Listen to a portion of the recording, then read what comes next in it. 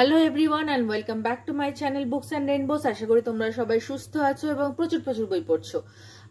আশা করি তোমাদের অলরেডি পুজো বার্ষিকী ওগুলো কেনা শুরু হয়ে গেছে। কি কি পুজো বার্ষিকী কিনলে সেটা প্লিজ কমেন্ট বক্সে জানিও, আমি অপেক্ষায় থাকবো। তো আজকে আমি 5টা বই এনেছি। সেই 5টা বই হচ্ছে আমি রিসেন্ট পড়া কিছু বাংলা বই, যে বইগুলো রিভিউ আমি তোমাদের সঙ্গে আলোচনা করবো, তোমাদের সামনে আনবো। সেই কারণে এই 5টা বই কাজ রেখেছি। তো চলো শুরু করা যাক, আজকে আর দেরি করবো না, শুরু করা যাক। ফার্স্ট যে বইটা আছে গভীর জলের রহস্য, বিনোদ ঘোষালের, বিভা পাবলিকেশন থেকে প্রকাশিত। এটা প্রিন্টেড প্রাইস হচ্ছে 199 টাকা। এই বইটা আমি কিনেছি বৈচিত্র্য থেকেই। তো না, এটা কিনেছি অ্যামাজন থেকে, সরি, এটা অ্যামাজন থেকে কিনেছিলাম, কারণ অ্যামাজনে ছাড় দিচ্ছিল। আমি সাধারণত অ্যামাজন থেকে বই কিনি না, তাও এটা কিনেছি কারণ এটা খুব ভালো ছাড় দিচ্ছিল অ্যামাজনে। এনিওয়েজ, তো এই বইটার সেন্ট্রাল ক্যারেক্টার হিসেবে রয়েছে অরণ্য এবং দিয়া, এবং অরণ্যর দাদা ইন্দ্র। তো ইন্দ্র অ্যাকচুয়ালি প্রচুর বড় একটা কোম্পানিতে কাজ করে এবং খুব হাই পোস্টে রয়েছে, তার প্রচুর সুনাম রয়েছে। কিন্তু ইন্দ্র হঠাৎ করে একদিন হারিয়ে যায়, জাস্ট তাকে খুঁজে পাওয়া যায় না, তার কোনো স্ট্রেস পাওয়া যায় না। এবার বাড়িতে ইন্দ্র স্ত্রী রয়েছে, তার একটা বাচ্চা রয়েছে, আর রয়েছে ভাই অরণ্য। এবার অরণ্য কোথাও একটা ডিসাইড করে যে দাদাকে খুঁজে তাকে বের করতেই হবে যেভাবে হোক। তো এইভাবে কোথা থেকে কি শুরু করবে, কোথা থেকে দাদাকে খুঁজবে, মিসিং ফাইল করা হয়েছে পুলিশ স্টেশনে, তাতেও কোনো কিছু আপডেট পাওয়া যাচ্ছে না। তো সেটা ভাবতে ভাবতেই ইন্দ্রর ওর দাদা অরণ্যর দাদা ইন্দ্র যে হারিয়ে গেছে, তার বইয়ের আলমারি থেকে একটা পেন ড্রাইভ সে খুঁজে পায়, এবং পেন ড্রাইভের মধ্যে থেকে সে বেশ কিছু ইম্পর্টেন্ট সূত্র পায় যে ওর দাদার লাইফে কি কি ঘটছিল, যেটা সম্বন্ধে ওদের বাড়ির অন্য কারোর কোনো রকম কোনো হিন্ট ছিল না। তো এইবার ও জানতে পারে যে ইন্দ্র অ্যাকচুয়ালি ডার্ক ওয়েবের একটা কুখ্যাত গ্রুপের পাল্লায় পড়েছিল, যেখান থেকে বাঁচতে সে পালিয়ে গেছে। এবার এটাই দেখার যে লাস্ট পর্যন্ত অরণ্য ইন্দ্রকে খুঁজে পাচ্ছে কিনা, বা পেলেও তার কি অবস্থা থাকছে, বা ডার্ক ওয়েব জিনিসটা কি, ডার্ক ওয়েব কিভাবে কি কাজ করে সেই সম্বন্ধেও খুব অবশ্য বিনোদ ঘোষাল খুব পড়াশোনা করে সেই জায়গাটা লিখেছেন, এবং ডার্ক ওয়েব সম্বন্ধে বেশ কিছু তথ্য এই বইটাতে দেয়া রয়েছে। তো আমি বলবো যে এই বইটা প্রাপ্ত বয়স্কদের জন্য না, তার থেকে ছোটরাও পড়তে পারবে, কিন্তু প্রাপ্ত মনস্ক হওয়া খুব জরুরি। এবং যদি আপনাদের ইন্টারনেটে কোনো ফোবিয়া থাকে বা ইন্টারনেটের দুনিয়া নিয়ে খুব ভয় থাকে, তাহলে প্লিজ এই বইটা অ্যাভয়েড করবেন। আদারওয়াইজ এই বইটা পড়তে পারেন, খারাপ না। বেশ সাবলীল লেখা, বিনোদ ঘোষালের লেখা যেরকম হয় একটা সিটিংয়েই পড়ে ফেলতে পারবেন, কোনো অসুবিধা হবে না। একটা জাস্ট খবর আপনাদের দিয়ে রাখি, যে এই বইটা বেশ কিছু বছর আগে ইনফ্যাক্ট হইচইতে একটা সিরিজ বেরিয়েছিল ডার্ক ওয়েব বলে, সাহেব চট্টোপাধ্যায় ছিল এবং আর কে ছিল আমার এই মুহূর্তে মনে পড়ছে না। ওই সিরিজটা কিন্তু এই বইটার ওপর বেস করে করা হয়েছিল, এবং ইনসিডেন্টালি আমি দেখলাম যে আমার খুব ভালো লাগলো যে ওই ওয়েব সিরিজটা সাধারণত কি হয়, ওয়েব সিরিজ বই থেকে হলে সেই বইয়ের থেকে অনেক ডিফার করে স্টোরিটা, কিন্তু এই ডার্ক ওয়েবে শুধু নামটা চেঞ্জ করা হলেও স্টোরি মোটামুটি ঠিকঠাকই রাখা হয়েছে। তো এই বইটা পড়ে দেখতে পারেন, কেমন লাগলো পড়ে সেটা অবশ্যই আমাকে জানাবেন। এরপরে যে বইটা আছে সেটা হচ্ছে সায়ন্তনী পুততুণ্ডর শেষ প্রহরের নাচ, বিভা পাবলিকেশন থেকে বেরিয়েছে। এটাও প্রিন্টেড প্রাইস 222 টাকা। এবং এই বইটাও আমি এই রিসেন্টলি যে সেলটা চলছিল 15 আগস্টের সেলটা, সেই সেলে কিনেছি, বৈচিত্র্য থেকে কিনেছি। এবার এই বইটাতে এটা অধিরাজ সিরিজের বই, সায়ন্তনী পুততুণ্ড যে অধিরাজ সিরিজ রয়েছে সেই সিরিজের বই, এবং এই বইটাতে দুটো গল্প রয়েছে, শেষ প্রহরের নাচ এবং আজই হতে 100 বর্ষ আগে।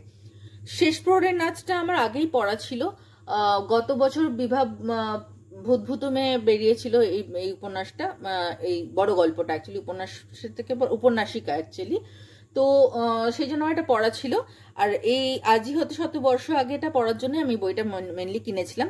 তো আমি দুটো গল্প একটু জিস্ট বলে দিচ্ছি। শেষ প্রহরের নাচটা হচ্ছে একটা বিশাল বড়লোক ব্যবসায়ী পরিবার, সেখানে অদ্ভুত একটা ঘর আছে যেখান থেকে রাত্রিবেলা নাচের শব্দ আসে।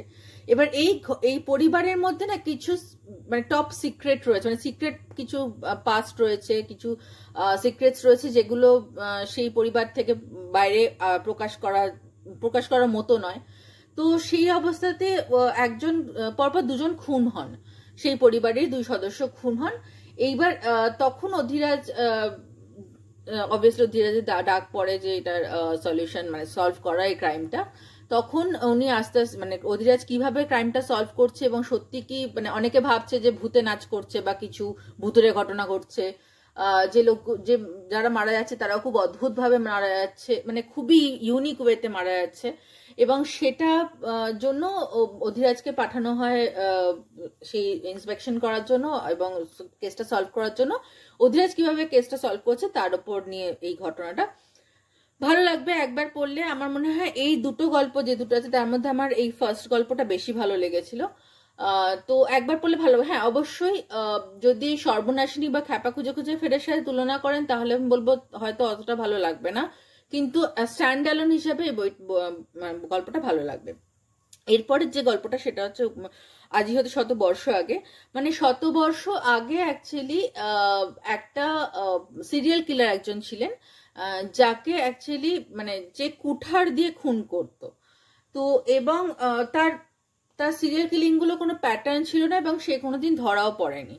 তো দেখা যাচ্ছে ঠিক 100 বছর পরে সেই রকমই ভাবে কপিক্যাট খুনের কোন একটা কপিক্যাট খুনি তৈরি হয়েছে, যে ওরকম সিরিয়াল কিলার করছে, যেও সেম ওয়েতে কিছু ক্লুজ রেখে যাচ্ছে। এবং ফার্স্ট খুনটা হয়েছিল যে ওই আগে যে 100 বছর আগে যে ফার্স্ট খুনটা যে জায়গাতে হয়েছিল, এই 100 বছর পরেও ফার্স্ট খুনটা সেই বিল্ডিং এই হয়েছে, সেই ভাঙাচোরা একটা পরিত্যক্ত জায়গা সেখানেই হয়েছে।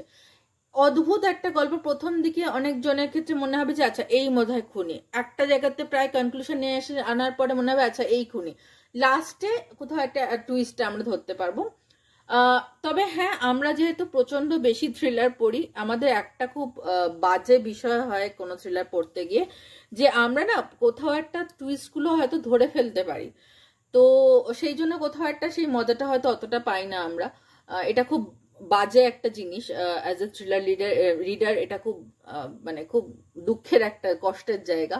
এনিওয়েজ, তো আপনারা দুটো পড়ে দেখতে পারেন অধিরাজ কিভাবে ওই সিরিয়াল কিলারটাকে ধরবেন এবং লাস্ট মানে ওই যে 100 বর্ষ আগে যিনি সিরিয়াল কিলার ছিলেন তাকেও আদৌ কে ছিলেন, তাকে ধরা তো অবভিয়াসলি যাবে না এত বছর পরে, কিন্তু কে ছিলেন সেটা আইডেন্টিফাই করতে পারবে কিনা, এই নিয়ে গল্পটা পড়ুন। ভালো লাগবে, খারাপ লাগবে না। কিছু কিছু জায়গায় একটু গোড় আছে কিন্তু আমার মনে হয় না খারাপ লাগবে, একবার পড়ে দেখতে পারেন, একবার পড়ে দেখার পক্ষে ভালো। এরপরে যে বইটা আছে সেটা হচ্ছে অর্পিতা সরকারের সাইলেন্ট কিলার। এটা দ্বীপ প্রকাশন থেকে বেরিয়েছে। এটার প্রিন্টেড প্রাইস হচ্ছে সম্ভবত 350 বা এরকম কিছু একটা হবে, 265 টাকা। তো এইটার একটা ব্যাপার আছে, সেটা হচ্ছে এই মানে এটা হচ্ছে আমাদের ডিটেকটিভ না, ইন্সপেক্টর লগ্নজিতা, ডিসিপি লগ্নজিতা ভট্টাচার্য যে সিরিজটা আছে সেই সিরিজের একটা গল্প।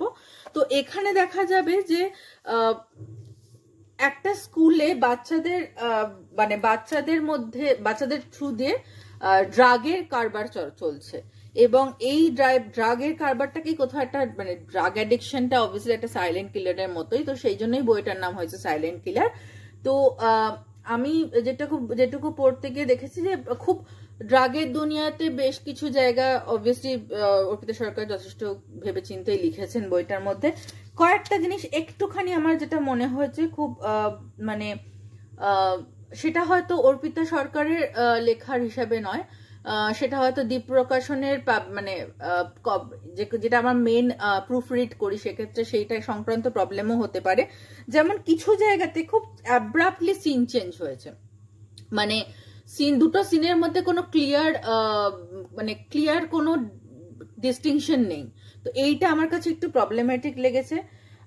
আর একটা জায়গা হচ্ছে কোটেশন মার্কসেরও খুব ইস্যু রয়েছে। Quotation marks in the sense of মানে একজনের ডায়লগ শেষ হচ্ছে সেখানে শুরুর কোটেশন এবং শেষের কোটেশনটা ঠিকঠাক মতো দেওয়া হয়নি, তো এই দুটো আছে, এই দুটো নিয়ে একটুখানি পড়তে হচ্ছে, কিন্তু আদারওয়াইজ বইটা পড়তে খারাপ লাগবে না।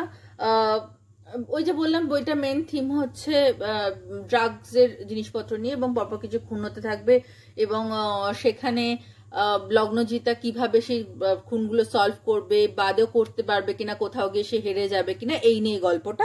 একবার পড়ার পক্ষে যথেষ্ট ভালো বই, আপনারা পড়ে দেখতে পারেন। যদি কেউ পড়ে থাকেন তাহলে অলরেডি জানাবেন যে আপনাদের কেমন লেগেছে। এরপরে যে বইটা আছে সেটা হচ্ছে হারোয়ায় হারহিম। এটা হচ্ছে মনোজিৎ গাইনের গোয়েন্দা শতুকা সিরিজে। এটা আমি কিছুদিন আগে ওই 15ই আগস্টের ছাড়ের সময় যখন ছাড় দিচ্ছিল তখনই এই বইটাও আমি কিনেছি। তো শতুকা সিরিজের বই হয়তো আগেও আরো রয়েছে, আমি পড়িনি। আমার পুরোপুরি বইটা কেনা এই বইটার নামটার জন্য, হারয় হারহিম নামটার জন্য। নামটা খুব আমার ক্যাচি লেগেছিল। তো সেক্ষেত্রে কিনা জানি না, আদারওয়াইজ আমার হয়তো আগেগুলো পড়লে তারপর এটা পড়া উচিত ছিল, সেটা আমার ভুল হতে পারে, আই এম নট শিওর। আচ্ছা, তার আগে বলে নি, এটা অরণ্যমন থেকে বেরিয়েছে এবং এটার প্রিন্টেড প্রাইস হচ্ছে 170 টাকা।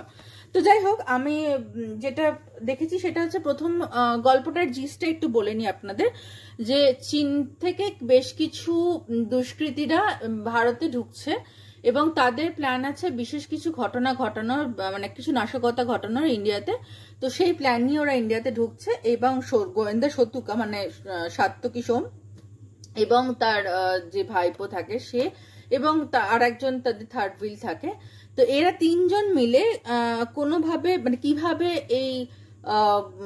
এই যে আশঙ্কা নিয়ে, মানে এই যে আশঙ্কাটা রয়েছে যে চীনারা কোনোভাবে ইন্ডিয়ার ওপর হামলা করতে পারে, সেই আশঙ্কাটা কিভাবে তাদের ফেস করবে এবং কিভাবে সেই মানে সেই যে প্ল্যানটা রয়েছে সেটাতে জল ঢেলে দেবে, সেই নিয়ে গল্পটা। তো এটাতে কিছু কিছু প্রবলেম আমার যেটা মনে হয়েছে প্রথম দিকে, মানে সেন্টেন্স গুলো খুব রিপিটেটিভ আমার মনে হয়েছে বেশ কিছু ক্ষেত্রে। সেন্টেন্স কনস্ট্রাকশন নিয়েও আমার কয়েকটা জায়গাতে বেশ কিছু প্রবলেম মনে হয়েছে। এবার প্রপার ইন্ট্রোডাকশন ক্যারেক্টারের এই বইটাতে আমি পাইনি, তার একটাই কারণ সম্ভবত এই শতুকা সিরিজ এটা অনেক পরের বই, সেই জন্য হয়তো প্রপার ইন্ট্রোডাকশন আমি পাইনি ক্যারেক্টারগুলো, বাট দ্যাটস ওকে। এইবার যেটা মনে হয়েছে যে একটা কোথাও একটা মনোজিৎ গাইনের নাম আমি অনেক শুনেছি, তার লেখার কথা অনেক শুনেছি, কিন্তু আমার কোথাও একটা এই বইটা স্পেশালি একটু নভিশ রাইটিং স্টাইল মনে হয়েছে এবং মানে একই লোককে কখনো আপনি বলছে, কখনো তুমি বলছে, কখনো একটা কন্ট্রাডিক্টেড স্টেটমেন্ট আসছে সেন্টেন্স গুলোর মধ্যে দিয়ে, প্রপার পাংচুয়েশন মার্কস থাকছে না কোথাও একটা, কোনো মানে একটা প্রায় অর্ধেকটা অব্দি বইটার কোনো সঠিক মানে প্লট ডেভেলপমেন্টটা পাচ্ছি না, মানে কোথাও একটা বোরিং, একই জিনিস যেন বারবার ঘটে যাচ্ছে মনে হচ্ছে। তো আমি যদি আপনারা ক্যাজুয়াল কিছু বই জাস্ট একটা বেড়াতে গেলেন সঙ্গে নিয়ে গেলেন সেরাম পড়তে চান তাহলে এটা পড়তে পারেন, আদারওয়াইজ আমার এটা খুব একটা পড়তে আমি এনজয় করিনি, আমার একটু বোরিংই লেগেছে। এবং এনিওয়েজ, তো আমি আশা করছি শতুকা সিরিজের পরে কিছু বই যদি আমি পড়ি, আশা করি হয়তো সেই বইগুলো আমার ভালো লাগবে। I am always hopeful about এই ধরনের বই সিরিজের ব্যাপারে। তো সেটাই এই পর্যন্ত এই বইটা সম্বন্ধে বলার ছিল। আচ্ছা, এই যে বইটার পরে যে বইটা সেটা হচ্ছে কৃষ্ণানন্দ মুখোপাধ্যায়ের সেনোরিটা, প্রাপ্তমনুষ্য, এটি সাইকো থ্রিলার লেখাই রয়েছে এবং এই বইটা বেরিয়েছে পত্রভারতী থেকে। এটার প্রিন্টেড প্রাইস হচ্ছে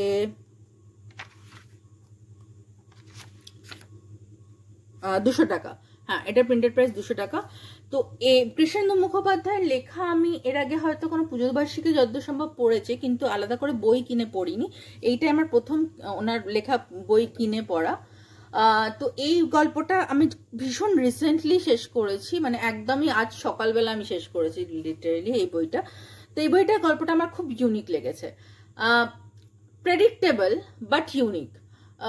সেটার কারণ হচ্ছে খুব খুব মানে আনকমন একটা সাইকোলজিক্যাল ডিসঅর্ডার, মানে এই বইটার যে ফিমেল প্রোটাগনিস্ট তার একটা খুব আনইউজুয়াল সাইকোলজিক্যাল ডিসঅর্ডার রয়েছে, সেটা সম্বন্ধে প্রথম দিকে হয়তো কিছুটা অবধি আপনারা বুঝতেই পারবেন না যে সেই ডিসঅর্ডার থেকে অনেক কিছু ঘটনা ঘটছে।